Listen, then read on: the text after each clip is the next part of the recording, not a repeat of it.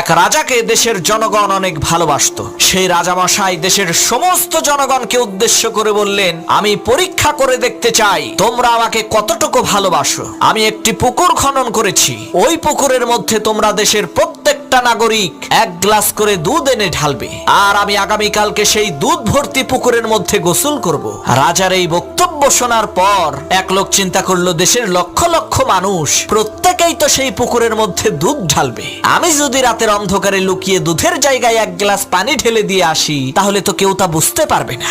এই কথা চিন্তা করে সেই লোকটি মানুষের ভিড়ের সাথে গিয়ে সবার অগোচরে এক গ্লাস পানি ঢেলে দিয়ে আসলো। এদিকে রাজামশাই সকালবেলা পুকুরের পাশে যেয়ে দেখেন সর্বনাশ, পুকুরের মধ্যে এক গ্লাসও দুধ নেই, সমস্ত পুকুর পানি দিয়ে ভর্তি। এর মানে হলো দেশের সমস্ত জনগণই ভেবেছিল আমার আর দুধ নিয়ে যাওয়ার দরকার কি, অন্য লোকেরা তো দুধ ঢালবেই। প্রিয় ভাইরা, আমাদের চিন্তাধারাও ওই দেশের জনগণের মতো।